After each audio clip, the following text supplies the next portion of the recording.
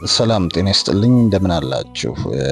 ዛሬ እንግዲህ ታኅሳስ 10 ቀን 2018 ዓ.ም ሶስተኛው የአእላፋት ዝማሬ መርሃ ግብር በመስቀል አደባባይ እንደሚካሄድ ተገልጿል። የኢትዮጵያዊ ጃንደረባ ትውልድ ወይም ደግሞ ኢጃት የአእላፋት ሳምንት የተሰኘ አውደ ርዕይና የፎረም ዝግጅትም እንደሚያካሄድ በአጠቃላይ ከታኅሳስ 16 ቀን ጀምሮ እስከ ታኅሳስ 23 2018 ባለው ቀናቶች በጊዮን ሆቴል ግራውንድስ ላይ ለማከናወን ዝግጅቱን መጨረሱን አስከትሎ በሰጠው መግለጫ ላይ የ2018 ሶስተኛው የአእላፋት ዝማሬ መርሃ ግብር ታኅሳስ 28 ቀን በ2018 ዓ.ም በአዲስ አበባ በመስቀል አደባባይና በድሬ ለጋር አደባባይ ከቀኑ 10 ሰዓት ጀምሮ እንደሚካሄድ አሳውቋል። የኢትዮጵያ ጃንደረባ ትውልድ ወይም ደግሞ ኢጃት የአእላፋት ሳምንት የተሰኘ አውደ ርዕይ ፎረም መድረክ ከታኅሳስ 16 2018 ጀምሮ እስከ ታኅሳስ 23 ቀን 2018 ድረስ በጊዮን ሆቴል ግራውንድስ ላይ ለማከናወን ዝግጅቱን መጨረሱን እነሆ ለምዕመናንም አብስሯል። ሌላው ይህ ዝግጅት ዋና ዓላማ ያደረገው ምንድነው? የኢጃት ዘርፈ ብዙ አገልግሎቶችን ማሳየት፣ ሌሎችን መሰል ማህበራትንና በቤተ ክርስቲያን መዋቅር ውስጥ ያሉ አብነት ትምህርት ቤቶችን፣ አድባራትና ገዳማትንም ስራዎቻቸውን የሚያቀርቡበት መድረክ መፍጠር፣ ቀደምት የቤተ ክርስቲያኒቱ ሊቃውንት፣ ደራሲያን፣ ዘማሪያንና የታሪክ ሰዎች የሚዘክሩበትን ዓመታዊ መድረክ ለማዘጋጀት እንዲሁም ዓለም አቀፍ ደረጃውን የጠበቀ ምሁራን ጥናታዊ ጽሑፎችን የሚያቀርቡበት ለቤተ ክርስቲያን አገልግሎት በዘላቂነት ታትሞ የሚሰራጭ የአውደ ጥናትና መድረክ ለማሰናዳት የህፃናት የገና በዓልን ለማዘጋጀትና በንግድና ፈጠራ ስራ የተሰማሩ አጠቃላይ ኦርቶዶክሳውያን የሚተዋወቁበት መድረክ ለመፍጠር ነው።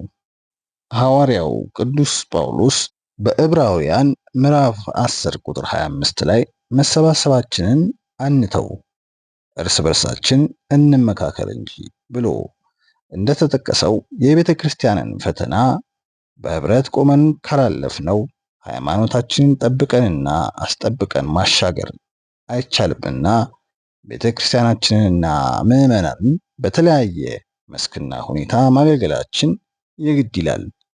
በመሆኑም በዚህ አውደ ርዕይ የኢጃት 18ቱ ፕሮጀክቶች፣ አገልግሎቶች ዘመኑን በዋጀ ሁኔታ በተግባር ራሳቸውን እንዲገልጹ ከመደረጉም በላይ የሰሜን ወሎ ሀገረ ስብከት ፈለገ አእምሮ ትምህርት ቤት፣ የደብረ ታቦር 4ቱ ጉባኤያት፣ የባህር ዳር ሀገረ ስብከት 4ቱ ጉባኤያት፣ የሰበታ ጌተሰማኔ ቤተ ደናግል ጠባባት ገዳም፣ የጽርሐ ጽዮን ዘተዋህዶ የሐዋርያት አንድነት ኑሮ ማህበር፣ ደጆችሽ አይዘጉ መንፈሳዊ የአገልግሎት ማህበር፣ የሐመረ ብርሃን የብራና መጻሕፍት ስራና ማህበረ ጽዮን ጠቅላላ ማህበር አገልግሎታቸውን ያስተዋውቃሉ።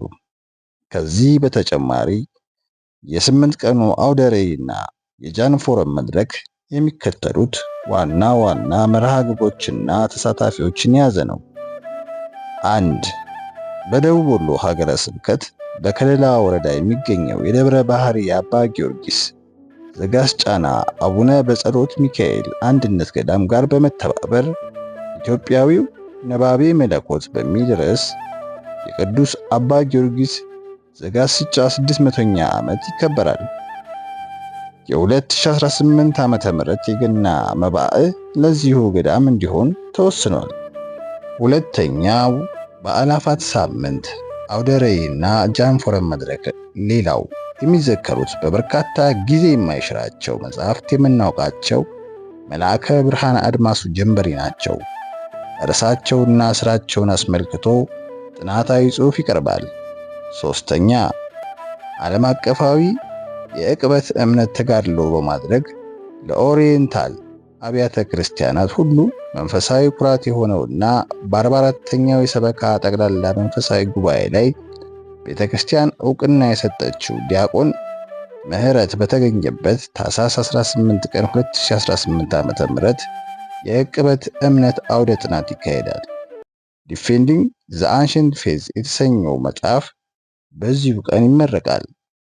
በኢጃት አሳታሚነትም ለአንባቢያን በአውደ ርዕዩ ላይ ለሽያጭ ይቀርባል።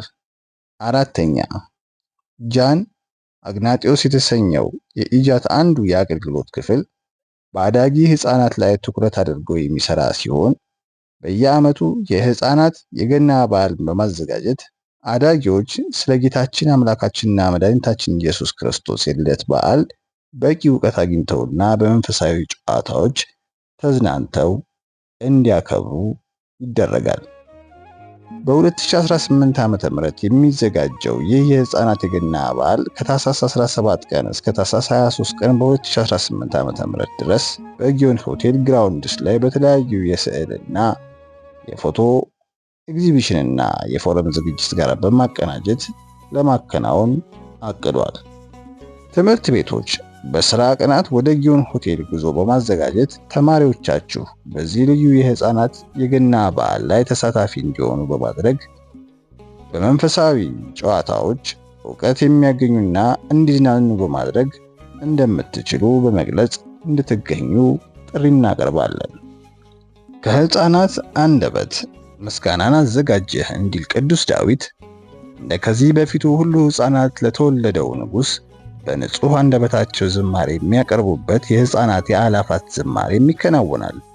ወላጆች በጃንደረባው ሚዲያ ለህፃናት የአእላፋት ዝማሬ የሚለቀቁ መዝሙሮችን ለልጆቻችሁ በማስጠናት እየተዘጋጃችሁ ቆዩን። አውደ ርዕዩ ታህሳስ 16 ቀን 2018 ዓ.ም ከቀኑ 10 ሰዓት ላይ በብፁዓን ሊቃነ ጳጳሳት ቡራኬና ጸሎት የሚከፈት ሲሆን ጥሪ የተደረገላቸው የጠቅላይ ቤተ ክህነት የመምሪያ ኃላፊዎች፣ የአዲስ አበባ ሀገረ ስብከት የሥራ ኃላፊዎች፣ የአድባራትና ገዳማት አስተዳዳሪዎች፣ ካህናት፣ መምህራን፣ ዘማሪያንና ሌሎች እንግዶችም በዚህ ልዩ የመክፈቻ መርሃ ግብር የሚታደሙ ይሆናል። ከታህሳስ 17 ጀምሮ እስከ ታህሳስ 23 ቀን 2018 ዓ.ም ድረስ ከጠዋት 4 ሰዓት ጀምሮ እስከ ምሽት 2 ሰዓት ድረስ አውደ ርዕዩ ለምዕመናን በአጠቃላይ ክፍት ይሆናል።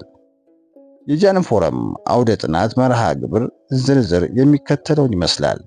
ምዕመናን በዚህ መሰረት በየፍላጎትና ምርጫችሁ ተገኝታችሁ ፎረሙን እንድትከታተሉ ጥሪ እናቀርባለን።